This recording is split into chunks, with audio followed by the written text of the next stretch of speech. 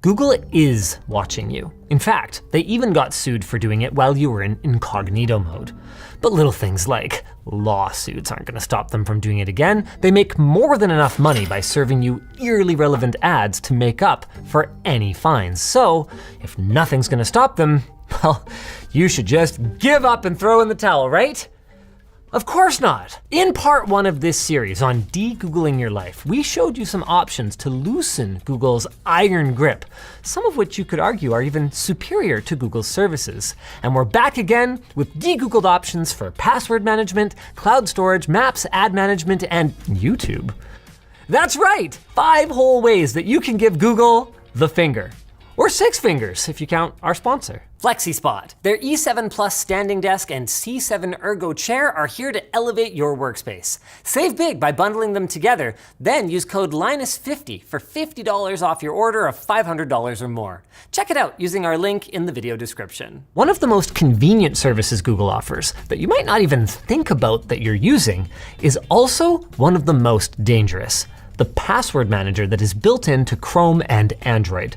I mean, it's great on the surface. You just log into your Google account and the passwords for other sites fill in automatically everywhere you go. Super convenient. But what happens if somebody gets into your Google account? Not only will all of your Google services be accessible because they all use that one login, but all of the accounts stored inside it will be exposed too. It's kind of like a 200 for the price of one special for account hijackers. Now, I get if you still want to have a Google account. That's totally fine, but you can lower your risk by using a non-Google password manager. Of course, it feels these days like everybody has a password manager, so which one do you trust? Well, the ultimate in privacy is going to be hosting your own on a computer that you control using KeePass or Bitwarden. Both of them have been around for a while, are open source, and work on pretty much anything. KeePass is single device only, but Bitwarden can even sync across multiple devices, and if you want, it can sync to the cloud as well. If you're doing that, you might also want to consider the competition. For a mainstream choice, we like 1Password. Not only does it tick all of the boxes with support for every big operating system, passkey support, 2-factor codes for secure login, and more, it also has its own twist that even if 1Password were to suffer a major leak, like what happened to LastPass in 2022, there wouldn't be any danger. When you sign up, you're given a random secret code, and that code with your password is needed to unlock your vault anytime you log in on a new device. What that means is even if somebody got your login credentials, and even if they had the file with your vault in it, they can't easily decrypt your data, at least with today's computers. Their app is pretty good too. Moving on, Proton, the Google but for privacy company that we brought up in part 1, also offers a password manager that's gotten really good and really quickly. It has support for making burner emails or aliases, 2-factor support, passkey support, and it very recently gained the ability to lock your vault with a different password from your account password, meaning even if you're logged into your Proton account, your passwords are still safe if, say, a nosy family member decides to look through your computer. Now, the fine details vary, so you're gonna wanna try a couple of them before you settle, but the way that they work is pretty similar across the board. You download the app or browser extension, create an account, and start storing your passwords. With the appropriate permissions configured on your device, just like Google's password manager, they should automatically detect when you log into a new website or app and offer to store your credentials. Most of them also offer to create random passwords for you, so you don't even have to think about what to use. Once you've decided on one you like, you're gonna need to export your passwords from your old basic manager, and I'm gonna assume it's Google Passwords here. Open it up, click the settings gear, then click Export. You'll get a CSV file that you can then import to the password manager of your choice. For 1Password, you would go to your account settings, then click your name in the top right, then Import. Click either CSV file or a different password manager, choose the vault that you want to put your passwords into, then drop the CSV into the upload box and click Continue. You can pick and choose what to carry over if you want, and when you're done, you can apply your labels. The process is pretty much the same for the other password managers out there, and most of them are going to have a page like 1Password's with the steps that you need to follow.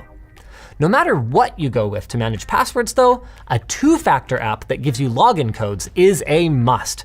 It is much more secure than getting these codes via email or especially via SMS. Now, most password managers these days have two-factor support built in, which is convenient. But that convenience of having everything in one place comes with the risk of having everything in one place, and we would strongly recommend a separate app. But again though, which one? Our main pick is Entei Auth. Yeah, the same Entei as in part 1. It works everywhere and can either be used in the cloud with end-to-end encryption or on a single device without the need for an account. Entei's UI is well thought out and easy to use, plus it even shows you the next code if the current one is about to expire, so you don't have to wait for it to roll over before you start typing. You can even pin, tag, and search your sites, which makes it a lot easier to manage a big list compared to Google Authenticator. They call it a labor of love on their GitHub page, and it really looks like one. Authy is another okay choice with a pleasing look and feel, but compared to Entei, it offers only basic search, which is fine for a lot of people, but there are a couple of things to watch out for. Their desktop app is no longer supported as of March, and your account login is tied to your phone number by default. So if you change your number, you will need to make sure that you update it or you can end up locked out of your account. The good news is that recovering your account only takes a few days, if that happens, and there's not a major security implication to this, because if someone gets access to your phone number, they would also need your backup password in order to get your codes. Now, if you want to use something other than those two options, that's probably fine. Just make sure that it's encrypted and secure if it synchronizes across devices, or that it never leaves your phone. Whatever you use, the way to add codes is pretty much the same. Go to the site or app you want to secure, enable two-factor authentication, then on your app, tap Add and scan the QR code. Enter the code the app gives you into the site, and you should be good to go. Just please make sure you put your recovery codes somewhere safe, and not in your password manager if you can avoid it. If you can't scan the QR code, by the way, for some reason, most sites and apps will let you manually type a secret key instead. Now, migrating from Google Authenticator is a little tricky, but not too bad.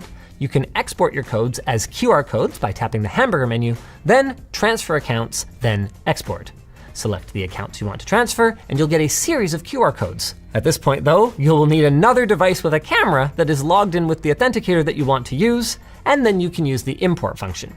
In Entei Auth, you get there by tapping the hamburger menu, then data, then import codes. Choose Google Authenticator, then scan the codes, one by one.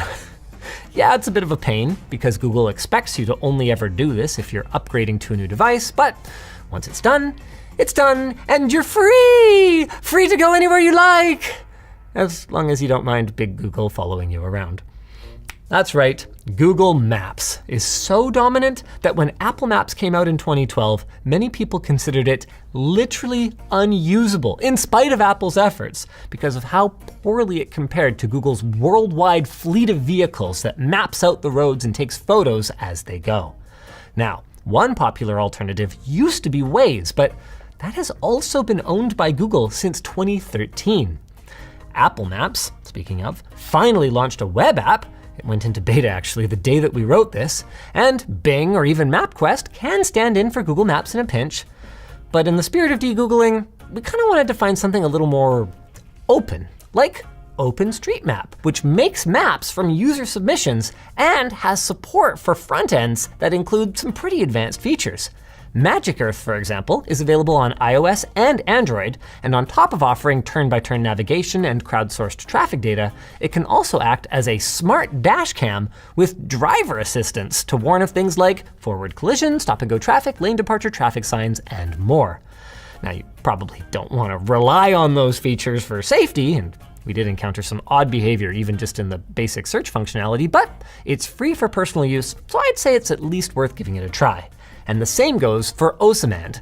It has many of the features that Magic Earth does, but also offers plugins to enhance its functions beyond even Google Maps. The only problem is that what I would call 18643 52 Avenue becomes 52 Avenue 18643 Euro style.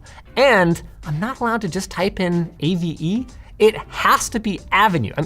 Look, you can learn to live with it, but I can also see why most North Americans don't bother. One last option is to use a search engine like DuckDuckGo or Kagi, who we talked about in part 1. Both use Apple Maps, though Kagi offers other sources too. And while neither has the features or tight integration Google does, Kagi offers the option to start navigating via Google Maps, Apple Maps, or Waze so that you can, I don't know, use Kagi to search and then just use Google to, okay, maybe it's mostly only useful for trip planning rather than day-to-day navigation. Now for a big one. Google Drive is so common for cloud storage that for a long time, we even used Google's lax storage limits to back up our entire petabyte server. It's convenient, especially to quickly share files, and their privacy policy claims that they encrypt your data and don't use it for advertising. So a secondary Google account just for Drive could be an option if you don't mind some Google in your life. You know, like a cheat day. But we are de-Googling, and that means exploring other options. There's the big ones, like Dropbox, iCloud Drive, and OneDrive, who all also offer encrypted storage, and even extras like protected vaults that require a password to access. But if your email is also with the company you're using for storage, you need to be careful what you store there in case of a data breach. One way that you can make sure that you're secure is to encrypt your files locally on your computer using something like Cryptomator. Then you can sync those files to any cloud storage you like, though you won't be able to easily share anything uploaded this way unless you also share your encryption key. If you want something a little different, then there are other options like Proton Drive. We mentioned these guys earlier and in part 1 with their email service. And while keeping all of our eggs in one basket is one of the reasons that we're skipping out on Google, Proton offers the ability to use a secondary password to unlock your data after logging in. Again, to prevent someone with access to your computer from digging through your stuff. Proton's biggest problem, though, is that you can't purchase more storage than they offer in their plans, and if you're not on a family plan, that limits you to just 500 gigs, even at the ultimate tier. Now, they do sometimes allow you to upgrade to their older Visionary plan that gives you multiple terabytes of storage, but you're forced to subscribe on an annual basis for a pretty hefty sum. Still, if you're not backing up massive amounts of data, Proton Drive is very Google-like, but not run by Google. Of course, it's not run by you either, is it? And if you've got the hardware to run it, whether it's a spare or dedicated, that's where OwnCloud and NextCloud come in. Both of these will need you to forward ports on your router or install a remote network access app like Tailscale in order to access or share your files away from home. But for your trouble, you get way more control than you do with a cloud storage company. Both of them are free to download open source software with paid extras. OwnCloud is tuned more for our professional setting with Teams, while NextCloud has a host of features that might appeal more to home users, including a TrueNAS plugin that makes it easier to set up on a network storage PC that you might already be running. The last big drive alternative we'll talk about is the Swiss Post Service's Tresorit. It's favored by governments and NGOs for its strong privacy and security, making it a great choice for the paranoid. And on top of that, it's actually a pretty good service in its own right. It even provides a plugin if you want to stick to using Gmail, and has apps for every major OS, even a Linux terminal app for your NAS. The files you upload and share are end-to-end encrypted, and if you're extra paranoid, you can also require the person on the other end to verify their email address before they're allowed to download it. All of this comes at a cost, though, with the free version only providing 3 gigabytes of total storage, and the biggest package coming in at 4 terabytes and costing significantly more than Google's options. Though I guess you get what you pay for. Now, speaking of paying for things, I've made my position clear that the ads on ad-supported content are the price, and that blocking them is pretty much piracy. But I've also made it clear many times that I'm not going to tell you what you should do, and the reality of it is, a lot of you are gonna pirate. So, as your friendly neighborhood tech tips man, it's my responsibility to show you the right way to do it, starting with DNS. We talked about DNS in part 1, and several services offer the ability to add content filters to their responses. These are great for apps that normally wouldn't be able to use AdBlock, and they can even block ads in mobile apps. Again, you can learn more about that in part 1, which we'll link down below. The problem with these services is that they limit the number of lookups that you get per month, and after that, you've got to pay. That's where Pi-hole comes in. Pi-hole lets you run your own DNS filter at home using whichever servers you like, not just those filtering ones. and it's pretty straightforward to set up. We did a whole video on it a few years ago, and I'm just gonna link that down below since it really hasn't changed much. So once you've got it set up, just make sure you don't forget the step to adjust your router settings, both so that your Pi-hole has a reserved IP address that doesn't change, and to make sure that that address is the DNS server that your router points all the devices on your network to. As for ad blocking on the web, if you're running Brave, one of the browsers that we featured last time, the built-in Shields feature is pretty decent, and I would probably just stick with that since anything else is gonna make you stand out like a sore thumb among Brave users, making you much easier to identify and track, even if you're using a VPN. For everyone else, uBlock Origin seems to be by far the best option these days. It offers a default filter that will block most ads on the internet, and that allows you to manually allow content from ad delivery networks or domains that you trust or want to support. You can use custom filters to fine-tune your experience. Just be aware that adding too many filters can actually slow down your browser rather than speed it up, so try not to overdo it. Another cool function of uBlock Origin is that it can handle JavaScript blocking, which can reduce your computer's chance of getting infected with malware. uBlock Origin is available for desktop browsers based on Chromium or Firefox that can accept extensions, and it can be installed manually if you're not able to use their extension stores for some reason or another. It should be noted though, that by this time in 2025, Manifest v3's requirements are going to break it for browsers based on Chromium, if nothing changes. In that case then, there's uBlock Lite, which has the core feature of blocking ads with filter lists, but doesn't offer the ability to choose, for example, whether and when to enable JavaScript on a given site. Desktop Safari users, meanwhile, basically just have access to the extensions that are available in the App Store, just like on mobile. So for them, I'd say AdGuard is a pretty good choice for both. It can do a lot of the basic things that uBlock Lite does, but with some extra customizations available. Just remember to enable it in the extension section under Safari's settings menu and allow it to access all sites. Now, since some schools and workplaces have rules against installing ad blockers, you may not be able to do so. The good news is you can get most of the way there by disabling JavaScript on your browser here. Then, as you find sites that need it, you can allow them one by one like this. It is an extra step, but doing this can even get you past some paywalls and speed up your browser while also removing one of the common ways that malware can get into your system, and one of the common ways that Google tracks you online. Now for the big one, the site that you are almost certainly using right now, YouTube. One way out is to hope that your favorite creators are using some alternative video hosting site. Sup, Flowplaners? Woo! But let's be realistic. Most creators aren't, and even if they were, most of their viewers aren't going to follow them there. So what do you do? Well, one option is to download videos using one of these tools and watch them offline.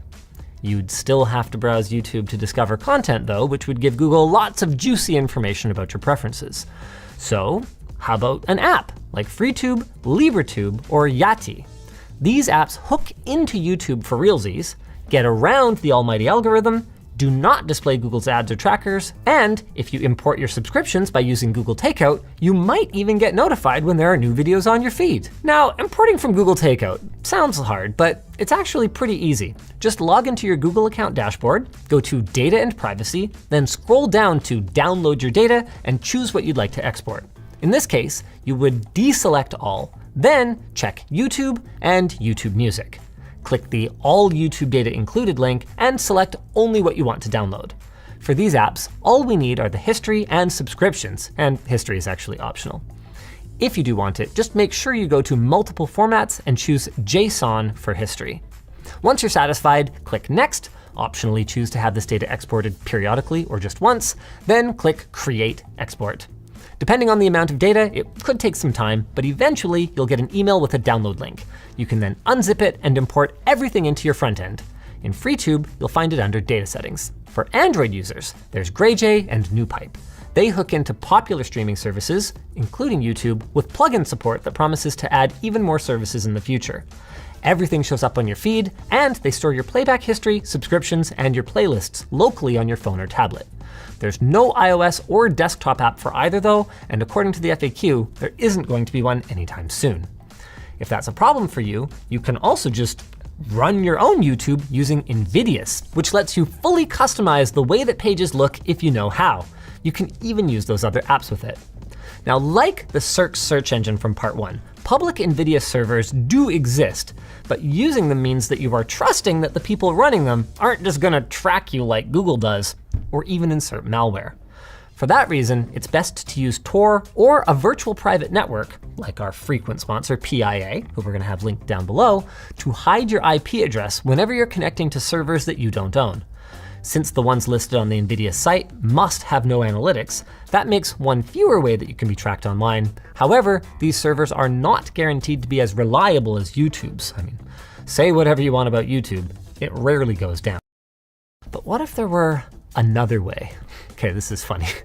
As it turns out, you don't need anything extra or any weird workarounds to watch YouTube without ads. And I'm not kidding when I say this is actually a weird trick. Try this right now. Open up a private window or a browser that you don't use very much, and then go to Bing. Copy the address of this video right now and paste it into Bing. Then click on the thumbnail somewhere around here and what? What? Where's the ad? You're not signed into Bing or YouTube, and assuming you used a random browser that you don't usually use, you've got no ad block active. So yeah, you need to put up with Bing's crummy interface, but either Microsoft is paying Google to be able to show YouTube videos on Bing without any ads, or maybe neither of them ever noticed because no one uses Bing. Either way, I don't know, free YouTube Premium, let's go Bing! All right. That's not really a reasonable alternative to YouTube. And like those alternative front ends and those apps, it's just YouTube with extra steps still. And if Google decides to get rid of them, they will all disappear. But for now, we've at least given you some options to enjoy your favorite creators without giving Google quite as much information. Of course, we aren't done yet. And for part 3, we'd like to hear from you guys. What services do you recommend? What Google services do you want to stop using? Let us know down below while I let you know about our sponsor, FlexiSpot. If you're looking to elevate your work setup from that desk and chair that you picked up at your neighbor's garage sale, FlexiSpot is here to help. Their E7 Plus standing desk has a 4-leg foundation, making it more stable than 2-leg offerings. Plus, it has a weight capacity of up to 440 pounds while in motion, meaning you can absolutely load up your desk with the chunkiest of monitors, peripherals, and more. And if you're worried that your tush isn't going to be fully supported, have no fear, their C7 Ergo chair is designed to relieve pressure and mitigate fatigue during long hours of work or play. If all of that sounds good, you're in luck because FlexiSpot is holding their anniversary sale in August, and you can bundle up both the E7 Plus and the C7 to get a nice chunk of change off your purchase. Even better, you can save an additional $50 on your order of $500 or more with code linus50. We're going to have all the details and exactly where to go to claim the deal linked in the video description. If you guys enjoyed this video, go check out part 1 of this series for more on how you too can rid yourself of the Alphabet Company.